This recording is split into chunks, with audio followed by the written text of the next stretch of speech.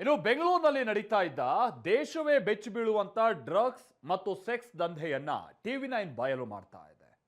ನಶೆ ಏರಿಸಿ ಯುವತಿಯರ ಮೇಲೆರಗುವಂತ ಕೀಚಕರ ಕೃತ್ಯವನ್ನ ಎಳೆ ಎಳೆಯಾಗಿ ಬಿಚ್ಚಿಡ್ತಾ ಇದೆ. ಹಾಗಾದ್ರೆ ಏನಿದು ಬೆಂಗಳೂರಿನಲ್ಲಿ ನಡೀತಾ ಇದ್ದಂತಹ ಒಂದು ದೊಡ್ಡ ಜಾಲ ಹೊರಗೆ ಬಿದ್ದಿರುವಂತ ಸಂಗತಿ? ಬನ್ನಿ ರಿಪೋರ್ಟ್ ಅಲ್ಲಿ ನೋಡ್ಕೊಂಬೋಣ.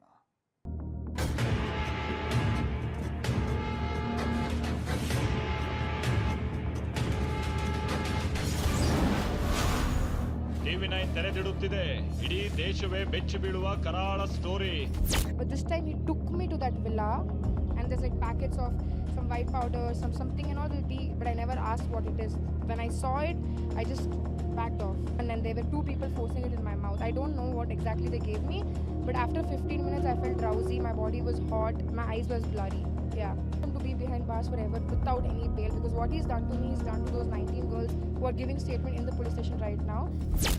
ನನಗೆ ನ್ಯಾಯ ಬೇಕು ಅಂತಿರೋ ಈ ಯುವತಿ ದೂರು ಕೊಡದೇ ಇದ್ದಿದ್ರೆ ಇನ್ನು ಅದೆಷ್ಟು ಹೆಣ್ಮಕ್ಳ ಪಾಲಿಗೆ ಈ ದುಷ್ಟರು ನರಕ ತೋರಿಸ್ತಾ ಇದ್ರೋ ಏನೋ.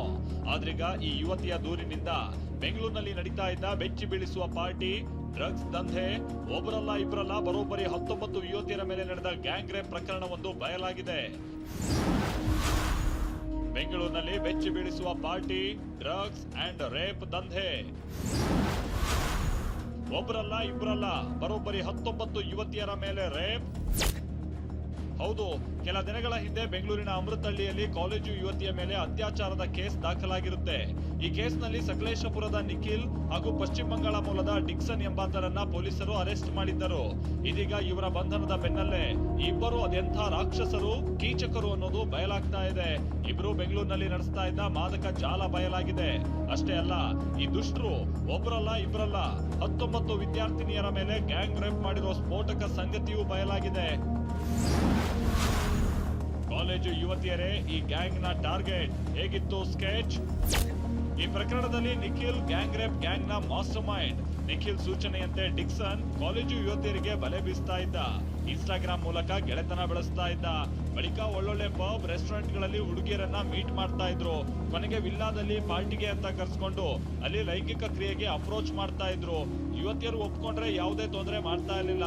ಒಪ್ಪದೇ ಇದ್ದಿದ್ರೆ ಮತ್ತು ಬರುವ ಮಾತ್ರೆಯನ್ನ ಕುಡಿಸಿ ಅರೆಪ್ರಜ್ಞಾವಸ್ಥೆಯಲ್ಲಿದ್ದಾಗ ಅತ್ಯಾಚಾರ ಎಸಗ್ತಾ ಇದ್ರು. ಬೆಳಗ್ಗೆದ್ದು ಕುಡಿದ ನಶೆಯಲ್ಲಿ ಏನಾಗಿದೆ ಗೊತ್ತಿಲ್ಲ ಅಂತ ಜಾರ್ಕೊಳ್ತಾ ಇದ್ರು.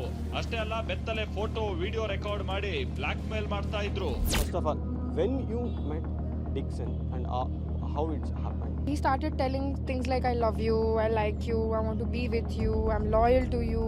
He used to call me every day.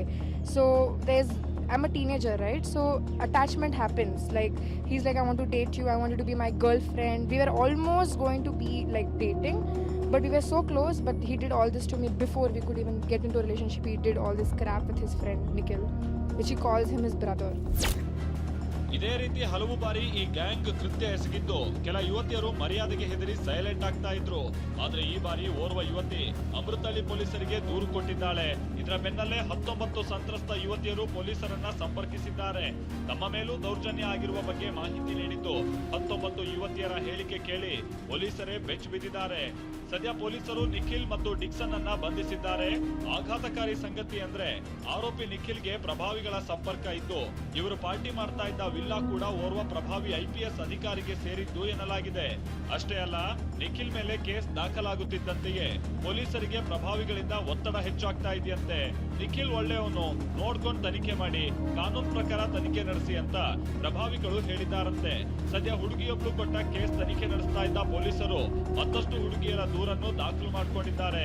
ಅಷ್ಟು ಜನ ಯುವತಿಯರಿಂದ ಹೇಳಿಕೆ ದಾಖಲು ಮಾಡಿಕೊಂಡು ಕೇಸ್ ಆಳಕ್ಕೆ ಇಳಿದಿದ್ದಾರೆ. ಪ್ರದೀಪ್ ಜೊತೆ ಪ್ರಜ್ವಲ್, TV9 ಬೆಂಗಳೂರು.